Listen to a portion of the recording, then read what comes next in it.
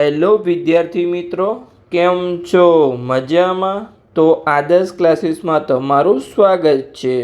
તો આજે આપણે ધોરણ 9 વિષય ગણિત ચેપ્ટર નંબર 8 ચતુષ્કોણની વાત કરવાના છીએ, જેનો આજે લેક્ચર નંબર 26 છે. આ લેક્ચરમાં આપણે સ્વાધ્યાય 8.2નો દાખલા નંબર 5ની ગણતરી કરીશું. તો ચલો આપણે એની રકમ વાંચીએ અને પછી આપણે એનો ઉકેલ મેળવીએ. તો દાખલા નંબર 5, સમાંતર બાજુ ચતુષ્કોણ ABCDમાં બાજુઓ AB અને CDના મધ્યબિંદુઓ અનુક્રમે E અને F છે. તો અહીંયા તો સૌપ્રથમ આપણને સમાંતર બાજુ ચતુષ્કોણ ABCD આપેલ છે, જેમાં ABનું મધ્યબિંદુ E છે અને CDનું મધ્યબિંદુ અહીંયા F છે. જુઓ આકૃતિ 8.22 જે ઓલરેડી અહીંયા આપણે દોરેલી જ છે. તો આપણે સાબિત શું કરવાનું છે? સાબિત કરો કે રેખાખંડ AF અને EC એ વિકર્ણ BDનું 3 સમાન ભાગમાં વિભાજન કરે છે. એટલે કે જે રેખાખંડ છે આ EF અને આ EC, જે આ વિકર્ણ BD છે એનું 3 સમાન ભાગમાં વિભાજન કરે છે. એટલે કે જેટલું DP હોય એટલું જ PQ અને QB થાય. એટલે કે ત્રણેય સમાન ભાગમાં અહીંયા વિભાજન કરે છે, એવું આપણે અહીંયા સિમ્પલી સાબિત કરવાનું છે. તો ચલો આપણે સિમ્પલી ગણતરીની શરૂઆત કરીએ અને આપણે સાબિત કરીને બતાવીએ. તો સૌપ્રથમ તો અહીંયા જો આ જે છે અહીં AB, આ AB અને CD, એમાં તમે જોશો તો કે ABનું મધ્યબિંદુ E છે અહીંયા આ, અને CDનું મધ્યબિંદુ F છે. તો અહીંયા આપણે આ ભાગ લઈએ, જેમ કે આપણે જરૂર માત્ર અહીંયા AEની છે. તો AE શું થશે? AE બરાબર આપણે લખી શકીએ કે અહીંયા AE બરાબર થશે 1/2 AB. કેમ કે AB કરતાં અડધું છે, પણ વચ્ચે આપણે બરાબર મૂકવું હોય તો ABને 1/2 વડે ગુણવું પડે. ઓકે, પછી આપણે જે ઉપરના ભાગમાં અહીંયા આપણે CFની જરૂર છે, જે અડધો ભાગ છે. તો આપણે CF બરાબર શું લખી શકીએ? CF બરાબર 1/2 CD આપણે લખી શકીએ. તમે આની જગ્યાએ AEને આગળ અહીંયા તમે EB પણ લખી શકો છો, અહીં EB, અને અહીંયા DF પણ લખી શકો છો, કેમ કે બંને સરખા છે, બે સરખા ભાગમાં વિભાજન કરે છે, મધ્યબિંદુ છે એટલે. પણ આપણે જરૂર માત્ર અહીંયા AE અને CFની જ અહીંયા છે. ઓકે, તો ચલો આપણે હવે આગળની ગણતરી કરીએ અને સિમ્પલી આપણે લખીને તમને બતાવું છું. ઓકે, ચલો આપણે આગળની ગણતરી કરીએ. તો અહીંયા આપણે લખીશું, પહેલાં તો લાઈન આપણે લખીશું કે અહીં AB અને CDના મધ્યબિંદુઓ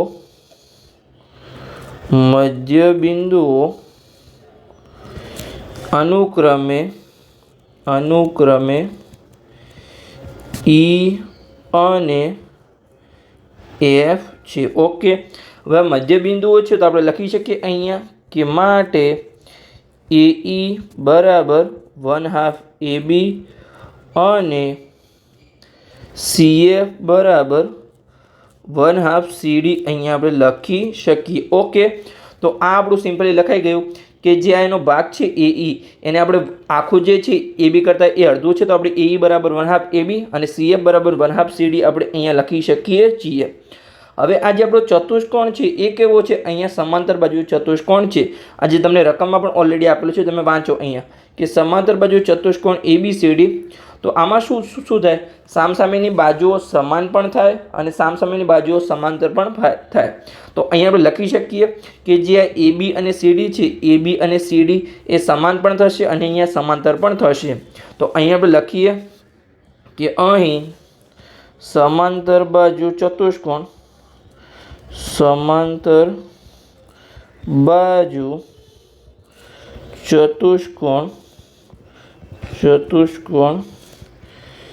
ABCDમાં AB બરાબર CD, AB બરાબર CD અને AB સમાંતર CD થશે. AB સમાંતર CD.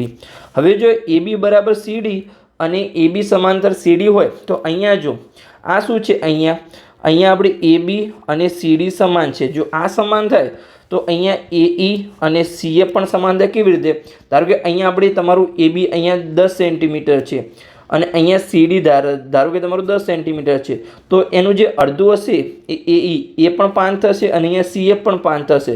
તો એનું અડધું પણ અહીંયા સમાન થાય. તો આપણે લખી શકીએ અહીંયા કે જો AB અને CD સમાન થાય તો અહીંયા આપણું AE અને CF પણ અહીંયા આપણું સમાન થાય તો અહીંયા આપણે લખી દઈએ કે માટે AE બરાબર CF. અને જો આ સમાન થયું તો એના જે આ ભાગો છે એ સમાન પણ થાય અને સમાંતર પણ થાય તો AE અને CF પણ અહીંયા આપણું સમાંતર થશે. તો અહીંયા આપણે લખી શકીએ કે અને AE સમાંતર સમાન નહીં, અહીંયા આપણે સમાંતર લખવાનું છે, સમાંતર CF. આપણે સમાન તો અહીંયા ઓલરેડી લખી દીધું છે. ઓકે, તો આ આપણું થઈ ગયું. હવે જો મેં તમને કીધું હતું કે કોઈ પણ આપણે ચતુષ્કોણને અહીંયા સમાંતર સાબિત કરવું હોય તો આપણે શું કરતા હતા, કાં તો એની બંને જોડો સમાન હોવી જોઈએ સામસામેની, કાં તો બંને જોડો સમાંતર હોવી જોઈએ, કાં તો એક જોડની અંદર સમાન અને સમાંતર બંને આવવું જોઈએ. તો તમે અહીંયા આજે આપણો ચતુષ્કોણ છે અહીંયા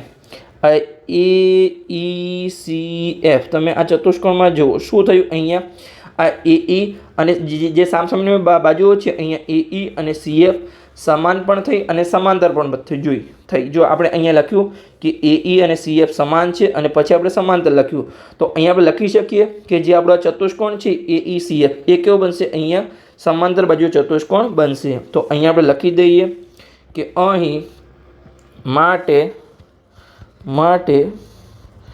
ચતુષ્કોણ AECF સમાંતર બાજુ ચતુષ્કોણ છે, સમાંતર બાજુ ચતુષ્કોણ છે. ઓકે, હવે જો સમાંતર બાજુ ચતુષ્કોણ હોય તો એની સામસામેની બાજુ કેવી થાય, સમાન પણ થાય સમાંતર પણ થાય. તો અહીંયા આપણે AE અને CF નું તો લખી દીધું. હવે બીજી આપણી બાજુની જોડ છે જેમ કે આ રહી આપણી અહીંયા AF બાજુ અને આ આપણી અહીંયા EC બાજુ. તો એ કેવી થશે, એ પણ અહીંયા આપણી સમાન અને સમાંતર થાય. પણ અહીંયા આપણે ખાલી સમાંતરની જરૂર છે તો અહીંયા AF અને EC ને આપણે અહીંયા સમાંતર લખીશું. તો અહીંયા આપણે લખી દઈએ કે માટે AF અને અહીંયા EC કેવું છે, સમાંતર છે. જો આ સમાંતર હોય તો આના ભાગો પણ કેવા થશે, અહીંયા સમાંતર થઈ જશે. તો અહીંયા આપણે લખી શકીએ કે એના જે ભાગો છે અહીંયા જેમ કે આ AF છે તો એનો ભાગ છે અહીંયા AP અને આ EC છે એનો ભાગ છે અહીંયા EQ. તો AP અને EQ સમાન થશે. પછી જે PF છે PF અને QC પણ અહીંયા આપણે સમાન થશે. તો આપણે લખી દઈએ અહીંયા કે એના જે બે ભાગો છે, પહેલાં અહીંયા આપણે લખીશું કે માટે AP સમાંતર અહીંયા EQ અને PF સમાંતર આપણું અહીંયા QC થશે. ઓકે, તો એના ભાગો પણ અહીંયા આપણે સમાંતર લખી દીધા. હવે અહીંયા આપણે બે ત્રિકોણ લઈશું. કયા બે ત્રિકોણ, તો અહીંયા હવે ચલો આ જે રફ વર્ક છે એને આપણે અહીંયા રિમૂવ કરીએ અને અહીંયા આપણે ત્રિકોણ લેવાના છે. તો કયા ત્રિકોણ લઈશું, ચલો આપણે સિમ્પલી રફ વર્કને રિમૂવ કરવાનો પ્રયત્ન કરીએ. ઓકે, આપણું રફ વર્ક રિમૂવ થઈ ગયું છે. ઓકે, હવે આપણે અહીંયા ત્રિકોણ લઈશું, એક ત્રિકોણ લઈશું. અહીંયા આપણે ત્રિકોણ ABP, ચલો આપણે અહીંયા રેડ પેનનો ઉપયોગ કરીએ તો તમને દેખાય. તો અહીંયા આપણે ત્રિકોણ લઈશું A, B અને P. આમાં જો આ જે AB બાજુ છે એનું મધ્યબિંદુ શું છે, અહીંયા આપણું આ E છે. અને તમને ખબર છે હમણાં જ આપણે લખ્યું કે આ AP અને EQ શું છે, અહીંયા સમાંતર છે. તો અહીં ઈમાંથી નીકળતી એક રેખા જે EQ છે જો અહીંયા ત્રીજી બાજુને છેદતી હોય તો શું કરે, અહીંયા ત્રીજી બાજુને દુભાગે છે. આપણે પ્રમેય 8.9માં શીખ્યા હતા કે અહીંયા જો આ ABનું મધ્યબિંદુ E છે એમાંથી નીકળતી એક રેખા જો બીજી બાજુ APને સમાંતર હોય તો ત્રીજી બાજુ જે PB છે એના બે સરખા ભાગ થશે એટલે PQ અને QB કેવું બનશે, સરખું બનશે પ્રમેય 8.9 મુજબ. તો અહીંયા આપણે લખી શકીએ. તો અહીંયા આપણે લખીએ, જે આપણે પહેલાં તો લાઈન છે એ અહીંયા લખીશું કે અહીં ત્રિકોણ ABPમાં ABનું મધ્યબિંદુ છે અને જે આપણું AP અને આ શું તો અહીંયા EQ એ બંને કેવું છે, અહીંયા સમાંતર છે. તો અહીંયા આપણે લખી દઈએ કે અહીં AP અને EQ સમાંતર છે. હમણાં જ આપણે અહીંયા ઉપર લખ્યું હતું જો AP અને EQ સમાંતર છે તો આપણું બે સરખા વિભાજન કરશે એટલે Q એ શું થશે, PBનું મધ્યબિંદુ થશે. તો અહીંયા આપણે લખી દઈએ કે માટે Q એ PBનું મધ્યબિંદુ થાય, મધ્યબિંદુ થાય. ઓકે. અને આ કેમ થાય તો કે અહીંયા પ્રમેય 8.9 મુજબ કે કોઈ પણ બાજુના મધ્યબિંદુમાંથી નીકળતી રેખા જો બીજી બાજુને સમાંતર હોય તો ત્રીજી બાજુને દુભાગે છે. આપણે પ્રમેય 8.9માં શીખ્યા હતા. તો અહીંયા આપણું શું થશે, જે આપણું PQ અને QB હતું એ સમાન થઈ જશે. તો માટે અહીંયા PQ સમાન QB. આને અહીંયા આપણે પરિણામ નંબર 1 નામ આપી દઈએ. ઓકે, આ આપણું થઈ ગયું. હવે આપણે અહીંયા ઉપરનો ત્રિકોણ લઈશું. કયો ત્રિકોણ? ચલો આને આપણે અહીંયા રફ વર્ક દ્વારા રિમૂવ કરી લઈએ. Okay, simply. ચલો આને આપણે ઓકે પરફેક્ટલી આપણું રિમૂવ થઈ ગયું છે. ઓકે, મેઇન લાઈન રિમૂવ ન થઈ જાય તમારે ખાસ ધ્યાન રાખવાનું છે. ચલો આપણે રિમૂવ કરી લઈએ. ઓકે, આ એક લાઈન રિમૂવ કરવાની છે પણ આપણી મેઇન લાઈન અહીંયા રિમૂવ થઈ જાય છે. ઓકે, આપણું રિમૂવ થઈ ગયું. તો હવે આપણે ઉપરનો ત્રિકોણ લઈશું કે અહીંયા ત્રિકોણ DQC. તો આપણે અહીંયા ત્રિકોણ લઈશું, ત્રિકોણ DQC. ઓકે, આમાં પણ તમને ખબર છે કે જે DC છે એનું મધ્યબિંદુ શું છે, અહીંયા આપણું આ F છે અને PF અને QC શું છે, એકબીજાને સમાંતર છે. તમને ખબર જ છે, હમણાં જ આપણે લખ્યું હતું કે PF અને QC સમાંતર છે. તો અહીંયા F માંથી નીકળતી રેખા જે PF છે એ શું કરશે, અહીંયા જે DQ છે એને બે સરખા ભાગમાં વિભાજિત કરશે. એટલે કે શું બનશે, આ P એ DQનું મધ્યબિંદુ બનશે. એટલે આપણે અહીંયા લખી શકીએ કે જેટલું DP હશે એટલું જ અહીંયા આપણું PQ હશે. તો ચાલો આપણે સંપૂર્ણ જે આપણે આગલા ત્રિકોણ માટે લખ્યું એવું જ અહીંયા આપણે સેમ અલગ ત્રિકોણ માટે આપણે લખી દઈએ કે DQC માટે. તો અહીંયા આપણે લખીશું અહીં કે તે જ રીતે ત્રિકોણ DQCમાં અહીંયા F એ DCનું મધ્યબિંદુ છે, અને શું આપણું સમાંતર હતું, તો આ આપણું PF અને QC સમાંતર હતું. તો અહીંયા આપણે લખી દઈએ. હવે આપણે આકૃતિમાં જોવાની જરૂર નથી. અને PF સમાંતર QC છે. ઓકે, અને શું હતું આપણું P પછી શું બનતું હતું, આપણું અહીંયા DQનું મધ્યબિંદુ બનતું હતું. તો આપણે લખી દઈએ પ્રમેય 8.9 મુજબ કે અહીં P એ DQનું મધ્યબિંદુ થાય, DQનું મધ્યબિંદુ થાય. કેમ થાય તો કે અહીંયા પ્રમેય 8.9 મુજબ, પ્રમેય 8.9 મુજબ. ઓકે, તો આ મધ્યબિંદુ થયું તો DQને બે સરખા ભાગમાં વિભાજન કરશે. એટલે કે જેટલું DP અને PQ આપણું સમાન બની જશે. તો અહીંયા આપણે લખી દઈએ કે માટે અહીં જેટલું હશે આપણું DP એટલું જ અહીંયા આપણું આ PQ હશે. ઓકે, તો આને આપણે સમીકરણ નંબર 2 નામ આપી દઈએ. સોરી, આપણું પરિણામ નંબર 2. હવે જો તમે પરિણામ 1 અને 2માં જો બંનેમાં PQ છે, અહીંયા પણ PQ છે અને અહીંયા પણ PQ છે. એટલે કે આપણું PQ હોય, QB હોય કે DP હોય, ત્રણેય કેવા થઈ જશે, સમાન થઈ જશે. તો ચલો આપણે લખી દઈએ અહીંયા.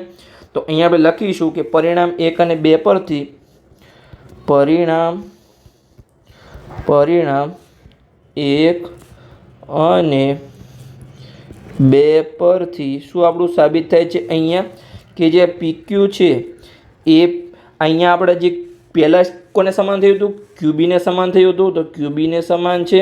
અને પછી જે PQ અહીંયા આપણું DPને સમાન થયું હતું. તો અહીંયા DP એટલે કે જેના ત્રણેય ભાગો આપણે કરવાના હતા એ ત્રણેય ભાગો અહીંયા આપણા સમાન થઈ ગયા. અને ત્રણેય ભાગો કોના છે, જે આપણું વિકર્ણ BD હતું એના 3 ભાગ છે. તો અહીંયા આપણે લખી શકીએ કે માટે અહીંયા BD બરાબર આપણે લખીશું કે DP, પછી વચ્ચેનો ભાગ હતો અહીંયા આપણું PQ અને નીચેનો ભાગ અહીંયા હતો આપણું QB. તો કે ઓકે, સિમ્પલ ત્રણેય ભાગોનો સરવાળો કરીએ તો આપણું BD થાય. અને ત્રણેય કેવા ભાગમાં વિભાજન થઈ ગયું, ત્રણેય સરખા ભાગમાં અહીંયા વિભાજન થાય છે. ઓકે, તો અહીંયા આપણે લખી શકીએ જે આપણે ફાઇનલ આન્સર લખવાનો હતો અહીંયા કે કયા બે રેખાખંડો હતા. અહીંયા રેખાખંડ હતો AF અને EC. તો અહીંયા આપણે ફાઇનલ આન્સર લખીશું કે આમ AF અને EC એ વિકર્ણ BDનું 3